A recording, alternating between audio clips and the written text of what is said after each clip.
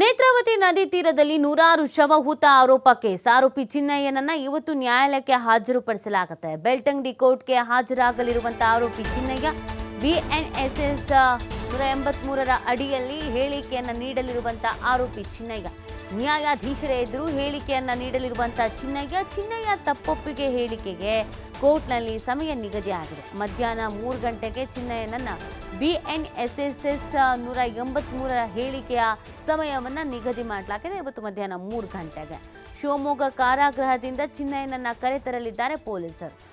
ಚಿನ್ನಯ್ಯ ಮೊದಲಿಗೆ ಹೇಳಿದಂಥ ಆರೋಪಗಳು, ಬರೆದು ಕೊಟ್ಟಿದ್ದಂಥ ಪತ್ರ, ನನಗೆ ಪಾಪಪ್ರಜ್ಞೆ ಕಾಣಿಸ್ತಾ ಇದೆ, ಮತ್ತೊಂದು ಏನೆಲ್ಲ ಹೇಳಿದ, ಅದಾದ್ಮೇಲೆ ಕೊನೆಯದಾಗಿ ಉಲ್ಟಾ ಹೊಡೆದಿತ್ತು. ನನಗೆ ಒತ್ತಡ ಇತ್ತು, ಅಥವಾ ಅವ್ರು ಹೇಳು ಅಂತಂದ್ರು, ಇವ್ರು ಹೇಳು ಅಂತಂದ್ರು, ನಾನು ಹೇಳಿಬಿಟ್ಟೆ, ನಾನು ಸುಳ್ಳು ಹೇಳ್ಬಿಟ್ಟೆ ಅಂತ ಏನಂತ ಹೇಳ್ತಾ ಇದ್ದಾರೋ ಆ ವಿಚಾರ. ಅದೆಲ್ಲದಕ್ಕೂ ಸಂಬಂಧಪಟ್ಟಂತೆ ಇವತ್ತು ನ್ಯಾಯಾಧೀಶರ ಮುಂದೆ ಹೇಳಿಕೆಯನ್ನು ನೀಡಬೇಕಾಗತ್ತೆ, ತಪ್ಪೊಪ್ಪಿಗೆಯನ್ನು ಹೇಳಬೇಕಾಗತ್ತೆ. ಯಾಕಂದರೆ ಇದು ಕಾನೂನನ್ನು ಮಿಸ್ಲೀಡ್ ಮಾಡುವಂಥ ವಿಚಾರ ಆಗಿತ್ತು. ಯಾರೂ ಕೂಡ ದುರ್ಬಳಕೆ ಮಾಡ್ಕೊಳ್ಬಾರ್ದು ಯಾವುದೇ ಇಲಾಖೆಯನ್ನು. ಹಾಗಾಗಿ ಆತನ ಮೇಲೆ ಆ್ಯಕ್ಷನ್ ತೆಗೆದುಕೊಳ್ಳಲಾಗುತ್ತೆ. ಇವತ್ತು ಮಧ್ಯಾಹ್ನ 3 ಗಂಟೆಗೆ ಸಮಯವನ್ನು ನಿಗದಿ ಮಾಡಲಾಗಿದೆ. ಚಿನ್ನಯ್ಯ ಮೊದಲು ಏನು ಹೇಳಿದ, ಆಮೇಲೆ ಏನು ಹೇಳ್ದ, ಯಾಕೆ ಯೂಟರ್ನ್ ತೆಗೆದುಕೊಂಡ, ಯಾಕೆ ಸುಳ್ಳು ಹೇಳ್ದ, ಅದೆಲ್ಲವೂ ಕೂಡ ಪ್ರಶ್ನೆಗಳೇ ಆಗಿರೋದು. ಇದೆಲ್ಲದಕ್ಕೂ ಸಂಬಂಧಪಟ್ಟಂತೆ ತನಿಖೆ ಅನ್ನೋದು ನಡೀತಾನೇ ಇದೆ. ತನಿಖೆ ಅನ್ನೋದು ಇನ್ನೂ ನಿಂತಿಲ್ಲ. ಈ ಪ್ರಕರಣದಲ್ಲಿ ಒಂದು ತಾರ್ಕಿಕ ಅಂತ್ಯ ಕಾಣಬೇಕು ಅಂತಲೇ ಸ್ವಲ್ಪ ಸಮಯ ಬೇಕಾಗುತ್ತೆ. ಬಟ್ ಚಿನ್ನಯ್ಯ ಕೆಲವೊಂದು ಹೇಳಿಕೆಗಳನ್ನು ನಾನು ಸುಳ್ಳು ಹೇಳ್ಬಿಟ್ಟಿದ್ದೀನಿ ಅಂತ ಹೇಳ್ಬಿಟ್ಟಿದ್ದಾನೆ. ನನಗೆ ಗೊತ್ತಿಲ್ಲ, ಅವ್ರು ಹೇಳು ಅಂದರು ಹೇಳಿದೆ, ಅವರು ಹೇಳಿದ್ಕೆ ಹೇಳಿದೆ, ನಂಗೆ ಒತ್ತಡ ಆಗಿತ್ತು, ಇನ್ನೊಂದಿತ್ತು, ಮತ್ತೊಂದಿತ್ತು ಅಂತ ಆತ ಸ್ಟೇಟ್ಮೆಂಟ್ಗಳನ್ನು ಕೊಟ್ಟಿರೋದು. ಅಲ್ಲಿಗೆ ಆತ ಹೇಳಿದ್ದೆಲ್ಲ ಸುಳ್ಳು ಅನ್ನೋ ಥರವೂ ಕೂಡ ಇದೆ. ಹಾಗಾಗಿ ಇವತ್ತು ಏನೇ ಇದ್ರೂ ಕೂಡ ಹೇಳಿಕೆಯನ್ನು ನೀಡಬೇಕಾಗತ್ತೆ. ಯಾವುದು ಸುಳ್ಳು, ಯಾವುದು ಸತ್ಯ, ಯಾಕೆ ಸುಳ್ಳು ಹೇಳ್ದ, ಯಾಕೆ ಸತ್ಯ ಹೇಳಲಿಲ್ಲ.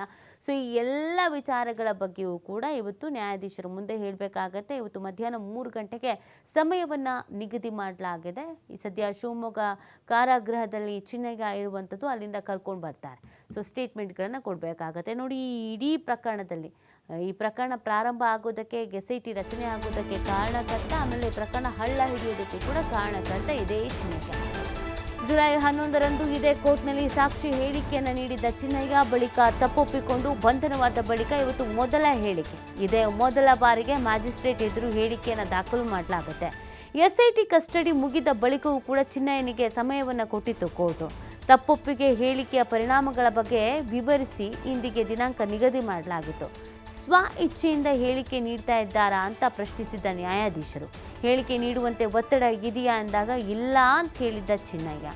ಪ್ರಕರಣದಲ್ಲಿ ಭಾರಿ ಮಹತ್ವ ಪಡೆಯಲಿರುವ ಚಿನ್ನಯ್ಯನ ಸ್ವ ಇಚ್ಛಾ ಹೇಳಿಕೆ. ಇವತ್ತು ಚಿನ್ನಯ್ಯ ಏನು ಹೇಳ್ತಾನೆ ಅನ್ನೋದು ಬಹಳ ಇಂಪಾರ್ಟೆಂಟು. ಮೊನ್ನೆನೂ ಯಾರ್ದಾದ್ರೂ ಒತ್ತಡ ಇದೆಯಾ ಅಂತೆಲ್ಲ ಕೇಳಿದಾಗ ಇಲ್ಲ ಅಂತ ಹೇಳಿರೋದು. ಮತ್ತು ಈ ತಪ್ಪೊಪ್ಪಿಗೆಯನ್ನು ನೀಡೋದ್ರಿಂದ ಏನಾಗುತ್ತೆ, ಸುಳ್ಳು ಹೇಳೋದ್ರಿಂದ ಏನಾಗುತ್ತೆ, ಕಾನೂನಿನಲ್ಲಿ ಏನು ಆ್ಯಕ್ಷನ್ಸ್ಗಳನ್ನು ತೆಗೆದುಕೊಳ್ಬೋದು, ಆಪ್ಷನ್ಸ್ ಏನಿದೆ, ಇದೆಲ್ಲ ವಿವರಿಸಿ ಹೇಳಿ ಆಗಿದೆ. ಇವರು ಬಂದು ಯಾವಾಗ ದೂರು ಕೊಡೋದಕ್ಕೆ ಬಂದರೋ, ನನಗೆ ಪಾಪಪ್ರಜ್ಞೆ ಕಾಡ್ತಾ ಇದೆ ಅಂತ ಒಂದು ಪತ್ರವನ್ನು ಬರ್ಕೊಂಡು ಬಂದರೋ, ಆಗಲೇ ಇದನ್ನೆಲ್ಲ ಹೇಳಿದರು. ಕೊನೆಗೆ ಅದನ್ನು ಬರ್ಸ್ಕೊಂಡಿದ್ರು ಕೂಡ ಲಿಖಿತ ರೂಪದಲ್ಲಿ. ನಾನು ಹೇಳ್ತಾ ಇರೋದೆಲ್ಲ ಸತ್ಯ, ನಾನು ಯಾವುದೇ ಒತ್ತಡಕ್ಕೂ ಮಾಡಿದಿಲ್ಲ, ಅಕಸ್ಮಾತ್ ನಾನು ಹೇಳಿದ್ರಲ್ಲಿ ಯಾವುದಾದ್ರೂ ಸುಳ್ಳಿದ್ರೆ ನೀವು ಆ್ಯಕ್ಷನನ್ನು ತೆಗೆದುಕೊಳ್ಬಹುದು. ಇದೆಲ್ಲವೂ ಕೂಡ ಕಾನೂನಲ್ಲಿ ಆಗುತ್ತೆ. ಯಾಕಂದರೆ ಸಮಯ ವೇಸ್ಟು, ಅಧಿಕಾರಿಗಳನ್ನು ದುರುಪಯೋಗಪಡಿಸ್ಕೊಂಡಿರೋದು, ಕಾನೂನನ್ನು ದುರುಪಯೋಗಪಡಿಸ್ಕೊಂಡಿರೋದು, ಕಾನೂನನ್ನು ದಾರಿ ತಪ್ಪಿಸುವಂಥ ಕೆಲಸವನ್ನು ಮಾಡಿರುವಂಥದ್ದು, ಎಷ್ಟು ಸಮಯ ವೇಸ್ಟ್ ಆಗಿದೆ ಹೇಳಿ. ಹಾಗಾಗಿ ಇದೆಲ್ಲದರ ವಿರುದ್ಧವೂ ಕೂಡ ಆ್ಯಕ್ಷನ್ಸ್ ಆಗತ್ತೆ.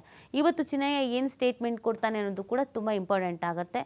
ಯಾವಾಗ ಏನು ಸ್ಟೇಟ್ಮೆಂಟ್ ಬೇಕಾದ್ರೂ ಕೊಡಬಹುದು, ಆಶ್ಚರ್ಯ ಏನಿಲ್ಲ. ಈ ಬಗ್ಗೆ ಮತ್ತಷ್ಟು ಮಾಹಿತಿಯನ್ನು ನೀಡ್ತಾರೆ ನಮ್ಮ ಪ್ರತಿನಿಧಿ ಆದಿತ್ಯ ಲೈವ್ನಲ್ಲಿ ಜಾಯ್ನ್ ಆಗ್ತಾ ಇದ್ದಾರೆ. ಆದಿತ್ಯ, ಇವತ್ತು ಬಹಳ ಮಹತ್ವದ ದಿನ. ಚಿನ್ನಯ್ಯ ಏನು ಸ್ಟೇಟ್ಮೆಂಟ್ ಕೊಡ್ತಾನೆ ಅನ್ನೋದು ಬಹಳ ಮುಖ್ಯ ಆಗುತ್ತೆ ಈ ಪ್ರಕರಣದಲ್ಲಿ.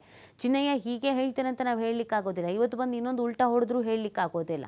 ಯಾಕಂದರೆ ಆ ವ್ಯಕ್ತಿ ದಿನಕ್ಕೊಂದು ಕ್ಷಣಕ್ಕೊಂದು ಸ್ಟೇಟ್ಮೆಂಟ್ಗಳನ್ನು ಕೊಟ್ಟಿರೋದು. ಈಗಾಗಲೇ ಈ ಪ್ರಕರಣದಲ್ಲಿ ಸಾಕಷ್ಟು ಬೆಳವಣಿಗೆಗಳಾಗಿರೋದು. ಹಾಗಾಗಿ ಇವತ್ತು ಯಾವ ಥರ ಮಹತ್ವ ಪಡ್ಕೊಳ್ತಾ ಇದೆ ಈ ದಿನ?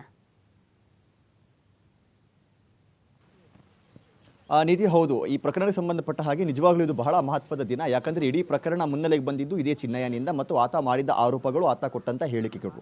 ಜುಲೈ 11ನೇ ತಾರೀಕು ಬುರುಡೆಯನ್ನು ಹಿಡ್ಕೊಂಡು ಆತ ನೇರವಾಗಿ ಬೆಳ್ತಂಗಡಿಯ ಕೋರ್ಟಿಗೆ ಹೋಗ್ತಾನೆ. ಅಲ್ಲಿ ಹೋಗಿ ನಾನು ನೂರಾರು ಶವಗಳನ್ನು ಹೂತು ಹಾಕಿರೋದು ನಿಜ ಅಂತ ಹೇಳಿ ಅನೇಕ ಜನರ ಹೆಸರನ್ನು ಉಲ್ಲೇಖ ಮಾಡಿ ಆತ ಆರೋಪ ಮಾಡ್ತಾನೆ. ಮತ್ತು ಆ ನೂರಾರು ಜಾಗಗಳನ್ನು ನಾನು ತೋರಿಸ್ತೀನಿ, ನನಗೆ ಅವಕಾಶ ಮಾಡಿಕೊಡಿ ಅಂತ ಕೋರ್ಟ್ ಮುಂದೆ ಮನವಿ ಮಾಡ್ತಾನೆ.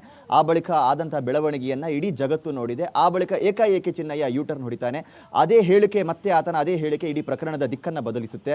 ಆದರೆ ಆತ ಅಂದು ನೀಡಿದ ಹೇಳಿಕೆ SIT ಮುಂದೆ ನೀಡಿದಂಥ ಹೇಳಿಕೆ ಆಗಿತ್ತು. SITಯ ಮುಂದೆ ಆತ ತಪ್ಪೊಪ್ಪಿಕೊಳ್ತಾನೆ. ಯಾರದೋ ಮಾತು ಕೇಳಿ ನಾನು ಈ ಥರ ಮಾಡಿದೆ, ನಾನು ಕೇವಲ ಪಾತ್ರಧಾರಿ ಮಾತ್ರ, ಸೂತ್ರಧಾರಿಗಳು ಬೇರೆಯೇ ಇದ್ದಾರೆ ಅಂತ ಹೇಳಿ ಮಹೇಶ್ ಶೆಟ್ಟಿ ತಿಮರೋಡಿ ಆಗಿರ್ಬೋದು, ಗಿರೀಶ್ ಮಠಣ್ಣವರಾಗಿರ್ಬೋದು, ಜಯಂತ್ ಟಿ ಆಗಿರ್ಬೋದು, ಒಂದಿಷ್ಟು ಯೂಟ್ಯೂಬರ್ಗಳ ಹೆಸರುಗಳನ್ನೆಲ್ಲ ಆತ ಹೇಳ್ತಾನೆ, ಉಲ್ಲೇಖ ಮಾಡ್ತಾನೆ. ಆ ಬಳಿಕ ಪ್ರಕರಣದ ದಿಕ್ಕೇ ಬದಲಾಗುತ್ತೆ. ಈಗ ಚಿನ್ನಯ್ಯ ಜೈಲಲ್ಲಿದ್ದಾನೆ. ಸೊ ಈಗ ಮತ್ತೆ ಆತನನ್ನು SIT ಕೋರ್ಟ್ ಮುಂದೆ ಹಾಜರುಪಡಿಸಲಿಕ್ಕಿದೆ. ಅಂದರೆ ಅದೇ BNS 183 ಸ್ಟೇಟ್ಮೆಂಟನ್ನು ಮತ್ತೆ ಈಗ ಬೆಳ್ತಂಗಡಿ ಕೋರ್ಟ್ನಲ್ಲಿ ಜುಲೈ 11ರ ಬಳಿಕ ಮತ್ತೆ ಈಗ ಚಿನ್ನಯ್ಯ ನೀಡಲಿಕ್ಕಿರೋದು. ಸೊ ಇವತ್ತು ಆತ ಏನು ಹೇಳ್ತಾನೆ ಅನ್ನೋದೇ ಕುತೂಹಲ. ಯಾಕಂದರೆ ಈ ಚಿನ್ನಯ್ಯ ಅನ್ನುವಂಥ ವ್ಯಕ್ತಿ ಅಥವಾ ಆಸಾಮಿಯನ್ನು ನಂಬೋದಕ್ಕೆ ಸಾಧ್ಯ ಇಲ್ಲ. ಯಾವ ಸಂದರ್ಭದಲ್ಲಿ ಆತ ಯಾವ ರೀತಿ ಯೂಟರ್ನ್ ಹೊಡಿತಾನೆ, ಯಾಕಂದರೆ ನಾವು ನೋಡ್ತಾ ಹೋಗ್ಬೋದು. ಆತ ಈಗ ಕೋರ್ಟ್ನಲ್ಲಿ ಹಿಂದೆ ಕೊಟ್ಟ ಹೇಳಿಕೆಗಳಾಗಿರ್ಬೋದು, ಪಶ್ಚಾತ್ತಾಪ ಪತ್ರದಲ್ಲಿ ಉಲ್ಲೇಖ ಮಾಡಿದಂಥ ಘಟನೆಗಳು, ಮತ್ತು ಈಗೀಗ ರಿಲೀಸ್ ಆಗ್ತಾ ಇರುವಂಥ ಈ ಮಹೇಶ್ ಶೆಟ್ಟಿ ತಿಮರೋಡಿ ಮತ್ತು ಆತನ ಮಾತುಕತೆಯ ವಿಡಿಯೋವನ್ನು ಕೂಡ ಗಮನಿಸಬಹುದು. ಅಲ್ಲಿ ಆತ ಮಾತನಾಡ್ತಾ ಇರುವಂಥದ್ದನ್ನು ನೋಡಿದರೆ ನಿಜವಾಗ್ಲೂ ಈ ಥರ ಆಗಿದೆಯೋನೋ, ನಿಜವಾಗ್ಲೂ ಈ ಥರ ಇದನ್ನೆಲ್ಲ ನೋಡಿದಾನ, ಇದಕ್ಕೆಲ್ಲ ಈತ ಸಾಕ್ಷಿ ಅನ್ನುವಂಥ ರೀತಿಯಲ್ಲಿ ನಮಗೆ ಭಾಸವಾಗುತ್ತೆ. ಈತನ ಮಾತನ್ನು ಇಡೀ ಜಗತ್ತು ನಂಬಿತು. ಯಾಕಂದರೆ ಅಂಥ ಗಂಭೀರವಾದ ಆರೋಪಗಳು, ಅಂಥ ಸೂಕ್ಷ್ಮ ವಿಚಾರಗಳು, ಹೃದಯ ವಿದ್ರಾವಕ ಘಟನೆಗಳನ್ನು ಆತ ಉಲ್ಲೇಖ ಮಾಡ್ತಾ ಇದ್ದ.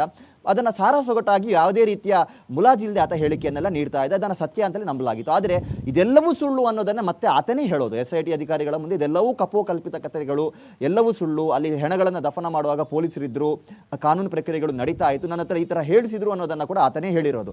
ಹಾಗೆ ಇವತ್ತು ಚಿನ್ನಯ್ಯನ ನಿರ್ಧಾರ ಏನು? ಯಾಕಂದರೆ ಈವರೆಗೂ ಕೂಡ ಆತ ಯಾರ ಸಂಪರ್ಕಕ್ಕೂ ಸಿಗದೆ ಶಿವಮೊಗ್ಗದ ಜೈಲಿನಲ್ಲಿದ್ದ. ಹಾಗಾಗಿ ಯಾರೋ ಆತನ ಮೇಲೆ ಪ್ರಭಾವ ಬೀರ್ತಾರೆ, ಮತ್ತೊಂದು ಮಗದೊಂದು ಚರ್ಚೆಗಳಿಗೆ ಇವತ್ತು ಆಸ್ಪದ ಇರೋದಿಲ್ಲ. ಹಾಗಾಗಿ ಇವತ್ತು ಆತ ಬಂದು ಕೊಡುವಂಥ ಹೇಳಿಕೆ ಅದೊಂದು ಸಾಕ್ಷಿ ಅಂತಲೂ ಹೇಳ್ಬೋದು. ಇಡೀ ಪ್ರಕರಣಕ್ಕೆ ಹೊಸ ವೇಗವನ್ನು ಕೊಡುವಂಥದ್ದು ಕೂಡ ಹೌದು, ಒಂದು ಹೊಸ ಆಯಾಮವನ್ನು ನೀಡುವಂಥ ಹೇಳಿಕೆಯೂ ಕೂಡ ಹೌದು. ಹಾಗಾಗಿ ನ್ಯಾಯಾಲಯಕ್ಕೆ ಇವತ್ತು ಆತ ನೀಡುವಂಥ ಹೇಳಿಕೆ ಸೇಮ್ ಟು ಸೇಮ್ SIT ಮುಂದೆ ಆತ ಏನು ಹೇಳಿಕೆಯನ್ನು ನೀಡಿದ್ನೋ ಅದನ್ನೇ ಹೇಳ್ತಾನ, ಅಥವಾ ಬೇರೆ ಏನಾದರೂ ಹೇಳಿಕೆಗಳನ್ನು ಹೇಳ್ತಾನ? SIT ಮುಂದೆ ಹೇಳಿರುವಂಥ ಹೇಳಿಕೆಗಳಿಗೆ ಹೆಚ್ಚುವರಿಯಾಗಿ ಇನ್ನಷ್ಟು ಆರೋಪಗಳನ್ನು, ಇನ್ನಷ್ಟು ವ್ಯಕ್ತಿಗಳ ಹೆಸರುಗಳನ್ನು, ಇಡೀ ಕಥೆಯ ಹಿನ್ನೆಲೆ ಏನು, ಆತ ಯಾಕೆ ಉಜಿರೆಗೆ ಬಂದ, ಯಾಕೆ ಧರ್ಮಸ್ಥಳ ಗ್ರಾಮಕ್ಕೆ ಮತ್ತೆ ಬಂದ, ಈ ಬುರುಡೆ ಎಲ್ಲಿಂದ ಬಂತು, ಯಾಕೆ ಈ ಥರ ಸಮಾಜದ ಮುಂದೆ ಬಂದ, ಆತನ ನಿಜವಾಗ್ಲೂ ಪಶ್ಚಾತ್ತಾಪ ಕಾಡಿತ್ತ, ಅಥವಾ ಆತ ಯಾವುದಾದ್ರೂ ಆಮಿಷಗಳಿಗೆ ಒಳಗಾಗಿದ್ನ, ಹೀಗೆ ಹಲವು ವಿಚಾರಗಳನ್ನು ಇವತ್ತು ಆತ ನ್ಯಾಯಾಲಯದ ಮುಂದೆಯಲ್ಲಿ ಉಲ್ಲೇಖ ಮಾಡಲಿಕ್ಕಿದ್ದಾನೆ. ಏನು SITಯ ತನಿಖೆಯಲ್ಲಿ ಆತ ಹೇಳಿಕೆಗಳನ್ನು ನೀಡಿದ್ನೋ, ಒಂದಿಷ್ಟು ಜಾಗಗಳಿಗೆ ಕರ್ಕೊಂಡು ಹೋಗಿ ಆತನ ಮಹಾಜರು ಮಾಡಲಾಗಿತ್ತು. ಆ ಎಲ್ಲ ಬೆಳವಣಿಗೆಗಳಿಗೆ ಸಂಬಂಧಪಟ್ಟ ಹಾಗೆ ಇವತ್ತು ಬೆಳ್ತಂಗಡಿಯ ನ್ಯಾಯಾಧೀಶರು ಆತನ ಬಳಿ ವಿವರವನ್ನು ಕೇಳ್ತಾರೆ. ನೀವು ಒತ್ತಡದಿಂದ ಈ ಥರ ಹೇಳಿಕೆಯನ್ನು ಕೊಟ್ಟಿದ್ದೀರಾ, ಅಥವಾ ಇದು ನಿಮ್ಮ ಸ್ವ-ಇಚ್ಛಾ ಹೇಳಿಕೆಯನ್ನು ಅನ್ನುವಂಥ ರೀತಿಯಲ್ಲೂ ಕೂಡ ಪ್ರಶ್ನೆ ಮಾಡ್ತಾರೆ. ಆಗ ಈ ಹಂತವಾಗಿ ಚಿನ್ನಯ್ಯ ಈ ಎಲ್ಲ ಘಟನಾವಳಿಗಳನ್ನು ಎಕ್ಸ್ಪ್ಲೇನ್ ಮಾಡಲಿಕ್ಕಿದ್ದಾನೆ. ಹಾಗಾಗಿ ಈತನ ಹೇಳಿಕೆ ಯಾರ ವಿರುದ್ಧವಾಗಿರುತ್ತೆ ಇವತ್ತು ಅನ್ನೋದೇ ಸದ್ಯ ಇರುವಂಥ ಒಂದು ಪ್ರಶ್ನೆ. ಇಷ್ಟು ದಿನ ಆದಂಥ ಬೆಳವಣಿಗೆ ಆಧಾರದಲ್ಲಿ ಅದೇನು ಸೂತ್ರಧಾರಿಗಳು ಅಂತ ಕೋಟ್ ಮಾಡಲಾಗ್ತಾ ಇತ್ತು, ಗಿರೀಶ್ ಮಠಣ್ಣನವರಾಗಿರ್ಬೋದು, ಜಯಂತ್ ಟಿ ಆಗಿರ್ಬೋದು, ಮಹೇಶ್ ಶೆಟ್ಟಿ ತಿಮರೋಡಿ ಅವರು ಆಶ್ರಯ ನೀಡಿದ್ದಾರೆ ಅನ್ನುವಂಥ ಒಂದು ಕಾರಣಕ್ಕಾಗಿರ್ಬೋದು, ಅದು ಇವರ ವಿರುದ್ಧವೇ ಆಗಿರುತ್ತೋ, ಅಥವಾ ಮತ್ತೆ ಈತ ಏನಾದರೂ ಯೂಟರ್ನ್ ಹೊಡಿತಾನ ಅನ್ನುವಂಥ ರೀತಿಯ ವಿಚಾರಗಳು ಕೂಡ ಇದೆ. ಅದಕ್ಕೆ ಅಚ್ಚರಿ ಪಡಬೇಕು ಅಂತಾನೂ ಇಲ್ಲ. ಯಾಕಂದರೆ ಆತ ಎಷ್ಟೋ ಬಾರಿ ಕೊಟ್ಟ ಹೇಳಿಕೆಯನ್ನು ತಿರುಚಿ ಬೇರೆ ಹೇಳಿಕೆಗಳನ್ನು ನೀಡಿರುವಂಥದ್ದು ಕೂಡ ಇದೆ. ಹಾಗಾಗಿ ಇದು ಮಹತ್ವದ ದಿನ ಆಗಿದೆ, ಒಂದು ಪ್ರಬಲ ಸಾಕ್ಷಿ ಕೂಡ ಆಗುತ್ತೆ. ಸೊ ಇದರಿಂದ ಮುಂದಕ್ಕೆ SIT ತನಿಖೆ ಕೂಡ ಮುಂದುವರಿಯುವ ಸಾಧ್ಯತೆ ಇದೆ. ಇನ್ ಕೇಸ್ ಚಿನ್ನಯ್ಯ ಮಾಡಿರುವಂಥ ವಿಚಾರಗಳು ಇದೆಯೋ ಅದನ್ನು ಇವತ್ತು ಹೇಳಿಕೆ ಪಡೆದ ಬಳಿಕ ಸರ್ಕಾರ ಕೂಡ ಇದರ ಬಗ್ಗೆ ಬಹಳ ಗಂಭೀರವಾಗಿ ಚರ್ಚೆಯನ್ನು ಮಾಡುವಂಥದ್ದಿದೆ. ಅಧಿಕಾರಿಗಳ ಜೊತೆಗೆ ಸರ್ಕಾರ, ಪ್ರಮುಖವಾಗಿ ಗೃಹ ಸಚಿವರು ಕೂಡ ಸಭೆಯನ್ನು ನಡೆಸಿ ಮುಂದಿನ ನಿರ್ಧಾರಗಳು ಏನು, ಅಂದರೆ SIT ಈಗ ಬಹುತೇಕ ಎಲ್ಲ ವಿಚಾರಗಳನ್ನು ಕಲೆ ಹಾಕಿದೆ. ಏನಿದರ ಸತ್ಯಾಸತ್ಯತೆ ಅನ್ನೋದು, ವಾಸ್ತವ ಏನು ಅನ್ನೋದನ್ನು ಕಲೆ ಹಾಕಾಗಿದೆ. ಮೊನ್ನೆ ಹೈಕೋರ್ಟ್ ಮುಂದೆ ಕೂಡ ಈ ವಿಚಾರವನ್ನು ಬಹಳ ಚೆನ್ನಾಗಿ ಅವರು ಎಕ್ಸ್ಪ್ಲೇನ್ ಮಾಡಿದ್ದಾರೆ. ಇದೊಂದು ಷಡ್ಯಂತ್ರದ ರೀತಿಯಲ್ಲಿ ಕಾಣಿಸ್ತಾ ಇದೆ. ಇದಕ್ಕೆ ಸಂಬಂಧಪಟ್ಟ ಹಾಗೆ ನಾವು ತನಿಖೆಗಳನ್ನು ಮಾಡ್ತಾ ಇದ್ದೀವಿ, ಈಗಾಗಲೇ ಇದರ ಹಿಂದೆ ಇರುವಂಥವರ ವಿವರಗಳನ್ನು ಪಡೆದುಕೊಂಡಿದ್ದೀವಿ ಅಂತ. ಇಷ್ಟು ದಿನ ಆದಂಥ ಬೆಳವಣಿಗೆ ಸಂಬಂಧಪಟ್ಟ ಹಾಗೆ ಈಗ SITಯ ಒಂದು ತನಿಖೆ ಅನ್ನುವಂಥದ್ದು ಸ್ವಲ್ಪ ಆರಾಮಾಗಿ ನಡೀತಾ ಇದೆ. ಅಂದರೆ ಬೇಕಾದಂಥ ದಾಖಲೆಗಳು, ತನಿಖೆಯ ವರದಿ ಆಗಿರಬಹುದು, ವಿಚಾರಗಳು ಎಲ್ಲವನ್ನ ಕೂಡ SIT ಕಲೆ ಹಾಕಿ ಆಗಿದೆ. ಯಾರು ಇದ್ರ ಹಿಂದೆ ಇದ್ದಾರೆ, ಏನು ಅವರ ಉದ್ದೇಶ ಆಗಿತ್ತು, ಏನು ವಿಚಾರ ಇದು, ಸತ್ಯಾಸತ್ಯತೆ ಏನು ಇದ್ರದ್ದು, ಇದರ ಮೂಲ ಏನು, ಯಾಕೆ ಇದು ಮುನ್ನೆಲೆಗೆ ಬಂತು, ಇದೆಲ್ಲವನ್ನ ಕೂಡ SIT ಕಲೆ ಹಾಕಾಗಿದೆ. ಅವ್ರಿಗೆ ಅದ್ರ ಬಗ್ಗೆ ಕ್ಲಾರಿಟಿ ಇದೆ. ಹಾಗಾಗಿ ಈಗ ಉಳಿದಂಥ ಒಂದಿಷ್ಟು ತನಿಖೆಯ ಪ್ರಕ್ರಿಯೆಗಳು ಏನಿದೆಯೋ, ಪ್ರೊಸೆಸ್ ಏನಿದೆಯೋ ಅದನ್ನು ಅವ್ರು ಮಾಡ್ತಾ ಇದ್ದಾರೆ. ಈ ಹಣದ ಮೂಲ ಆಗಿರಬಹುದು, ಮತ್ತು ಸಿಕ್ಕಂಥ ಮೊನ್ನೆ ಅಸ್ಥಿಪಂಜರದ ಹಿನ್ನೆಲೆ ಏನು, ಅದರ ಮೂಲ ಏನು, ಅದರ ಬಗ್ಗೆ ತನಿಖೆ ಮಾಡ್ತಾ ಇದ್ದಾರೆ. ಹಾಗಾಗಿ ಸರ್ಕಾರಕ್ಕೆ ಒಂದು ಹಂತದಲ್ಲಿ ಅಧಿಕಾರಿಗಳು ಮಾಹಿತಿ ನೀಡಿದರೆ ನಮ್ಮದು ಒಂದು ಹಂತದ ತನಿಖೆಗಳು ಆಗಿದೆ ಅನ್ನೋ ರೀತಿಯಲ್ಲಿ. ಹಾಗಾಗಿ ಸರ್ಕಾರ ಇದರ ಬಗ್ಗೆ ಈತನ ಹೇಳಿಕೆಯ ಬಳಿಕ ಒಂದು ಗಂಭೀರವಾದ ಸಭೆಯನ್ನು ಈ ಬಗ್ಗೆ ಮಾಡಲಿಕ್ಕಿದೆ ಅನ್ನುವಂಥ ಮಾಹಿತಿಗಳು ಕೂಡ ಇದೆ. ನೀತಿ ಆದಿತ್ಯ, ಇವತ್ತು ಒಂದು ವೇಳೆ ತಪ್ಪೊಪ್ಪಿಗೆ ಆದ ನಂತರ, ಅಥವಾ ಇವತ್ತು ಕೂಡ ಆ ವ್ಯಕ್ತಿ ಏನನ್ನು ಬೇಕಾದರೂ ಹೇಳ್ಬೋದು, ಅವತ್ತು ಇನ್ಯಾರ್ದೋ ಒತ್ತಡ ಇತ್ತು ಅಂತ ಹೇಳ್ಬೋದು, ಅದಕ್ಕೆ ನಾನು ಆ ಥರ ಹೇಳಿದೆ ಅನ್ಬೋದು, ಅದು ನಂಗೆ ಭಯ ಇತ್ತು ಆ ರೀಸನ್ಗೆ ಅಂತ ಹೇಳ್ಬೋದು, ಅಥವಾ ಆತನ ಮೊದಲ ಸ್ಟೇಟ್ಮೆಂಟ್ ಏನಿತ್ತು, ನಾನು ಹೇಳಿದ್ದೆಲ್ಲ ಸುಳ್ಳು ಅಂತ ಅದಕ್ಕೆ ಸ್ಟಿಕ್ ಆನ್ ಆಗ್ಬೋದು. ಸೊ ಈ ಇಲ್ಲಿ ಒಂದು ಪ್ರಶ್ನೆ ಏನು ಎದುರಾಗತ್ತೆ, ಈ ಥರ ಸುಳ್ಳು ಹೇಳುವಂಥದ್ದು ಅಥವಾ ಯಾರದ್ದು ಒತ್ತಡಕ್ಕೆ ಏನೋ ಸ್ಟೇಟ್ಮೆಂಟ್ ಕೊಡೋದು, ಕಾನೂನಿನ ದಾರಿಯನ್ನು ತಪ್ಪಿಸುವಂಥ ಕೆಲಸ ಮಾಡೋದು, ಅಧಿಕಾರಿಗಳ ಹಾದಿ ತಪ್ಪಿಸುವಂಥ ಕೆಲಸ ಮಾಡೋದು ಒಂದು ಸಿಕ್ಕಾಪಟ್ಟೆ ಹೈ ಡ್ರಾಮಾ ಆಯಿತು. ಕೇವಲ ರಾಜ್ಯಕ್ಕೆ ಮಾತ್ರ ಅಲ್ಲ, ರಾಷ್ಟ್ರ ಮಟ್ಟದಲ್ಲಿ ಸುದ್ದಿ ಆಗುವಂತೆ ಮಾಡ್ತು.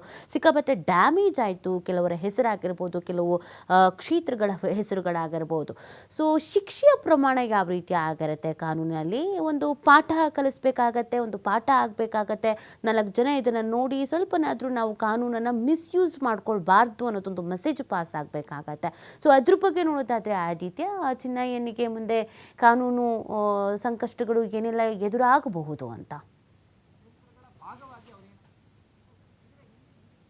ನೀತಿ ಹೌದು. ಈಗ ಬೇರೆ ಎಂತ ಯಾರದ್ದೆಲ್ಲ ಹೆಸರುಗಳು ಕೇಳಿ ಬರ್ತಾ ಇದೆಯೋ ಅವರ ವಿರುದ್ಧ SIT ಅವರಿಗೆ ಒಂದಿಷ್ಟು ಮೆಟೀರಿಯಲ್ ಎವಿಡೆನ್ಸ್ಗಳು ಸಿಗ್ತಾ ಇಲ್ಲ. ಕೇವಲ ಹೇಳಿಕೆ ಅಥವಾ ಆರೋಪ. ಈಗ ಚಿನ್ನಯ್ಯ ಮಾಡಿರುವಂಥ ಆರೋಪದ ಆಧಾರದಲ್ಲಿ ಅವರ ವಿರುದ್ಧ ತನಿಖೆ ಆಗ್ತಾ ಇದೆ, ಅವರ ವಿಚಾರಣೆಗಳು ಆಗ್ತಾ ಇದೆ. ಬಿಟ್ಟರೆ ಮೆಟೀರಿಯಲ್ ಎವಿಡೆನ್ಸ್ಗಳ ಕೊರತೆಗಳು ಇದೆ ಅಂತ ಹೇಳಲಾಗ್ತಾ ಇದೆ.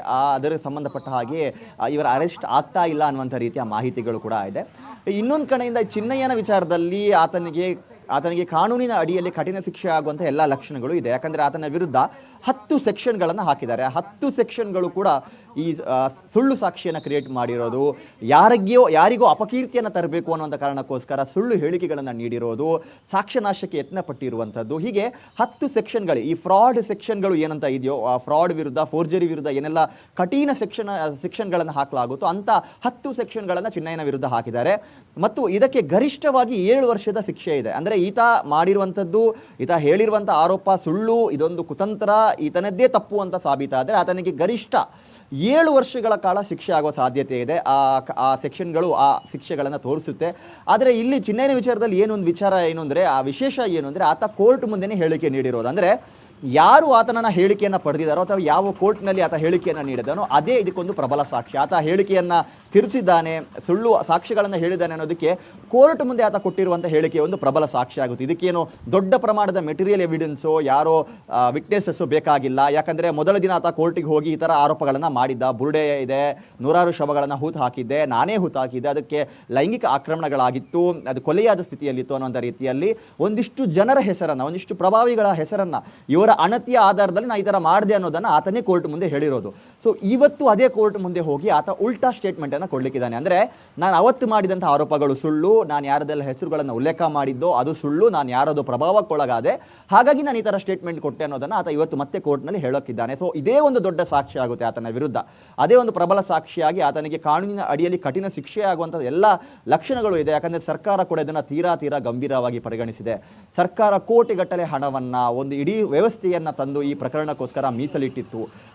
ಸರ್ಕಾರದ ಒಂದು ಪ್ರತಿಷ್ಠೆಯ ಪ್ರಕರಣ ಕೂಡ ಇದು. ಯಾಕಂದರೆ ನೆರೆಯ ಕೇರಳ ರಾಜ್ಯದಲ್ಲಿ ಬಹಳ ಹೈಪ್ ಕ್ರಿಯೇಟ್ ಆಗಿ ಕರ್ನಾಟಕ ಸರ್ಕಾರದಿಂದ ಏನೂ ಸಾಧ್ಯ ಇಲ್ಲ, ಕರ್ನಾಟಕ ಸರ್ಕಾರ ಪಾರದರ್ಶಕ ತನಿಖೆಗೆ ತಯಾರಿಲ್ಲ ಅನ್ನುವಂಥ ರೀತಿಯ ಒಂದು ಮೆಸೇಜ್ ಕೂಡ ದೇಶದಾದ್ಯಂತ ಪಾಸ್ ಆಗೋದಕ್ಕೆ ಸಜ್ಜಾಗಿತ್ತು.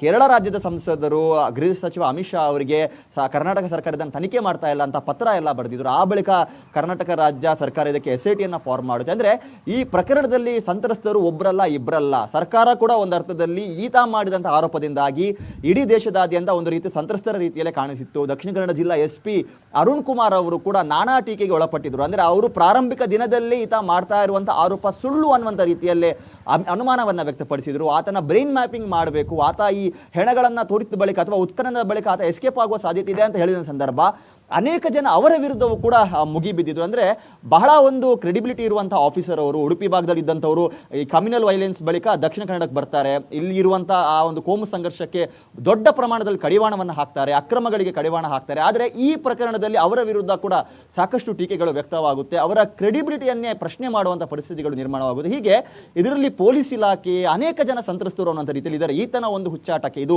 ಏನೀತ ಒಂದು ಆರೋಪ ಮಾಡಿದ ಅದು ಸುಳ್ಳು ಅನ್ನುವಂಥ ರೀತಿಯಲ್ಲಿ ಈತನ ಒಂದು ಹುಚ್ಚಾಟದಿಂದ ಅನೇಕ ಜನ ಸಂತ್ರಸ್ತರಿದ್ದಾರೆ. ಸೊ ಅವರೆಲ್ಲರಿಗೂ ಕೂಡ ಒಂದು ನ್ಯಾಯ ಸಿಗಬೇಕಾದಂಥ ರೀತಿಯಲ್ಲಿ SIT ಕೂಡ ತನಿಖೆಯನ್ನು ಮಾಡ್ತಾ ಇದೆ. ಇದರ ವಿರುದ್ಧ ಏನೆಲ್ಲ ಪ್ರಬಲ ಸಾಕ್ಷಿ ಇದೆಯೋ ಅದನ್ನೆಲ್ಲ ಕಲೆ ಹಾಕ್ತಾ ಇದೆ. ಅದೆಲ್ಲದಕ್ಕೂ ಕೂಡ ಮೀರಿ ಇರುವಂಥ ಸಾಕ್ಷಿ ಏನು ಅಂದರೆ ಇವತ್ತು ಆತ ಕೋರ್ಟ್ ಮುಂದೆ ಕೊಡ್ತಾ ಇರುವಂಥ ಸ್ಟೇಟ್ಮೆಂಟ್. ಇನ್ ಕೇಸ್ ನಾನು ಹೇಳಿದ್ದೆಲ್ಲ ಸುಳ್ಳು ಅನ್ನೋದನ್ನೇ ಆತ ಅಲ್ಲಿ ರಿಪೀಟ್ ಮಾಡಿದರೆ ಆತನಿಗೆ ಕಾನೂನಿನ ಅಡಿಯಲ್ಲಿ ಒಂದು ದೊಡ್ಡ ಶಿಕ್ಷೆ ಆಗುವ ಎಲ್ಲ ಸಾಧ್ಯತೆಗಳು ಕೂಡ ಇದೆ. ನೀತಿ. ಫೈನ್, ಥ್ಯಾಂಕ್ ಯು ಆದಿತ್ಯ ತಮ್ಮ ಡೀಟೇಲ್ಸ್ಗಾಗಿ.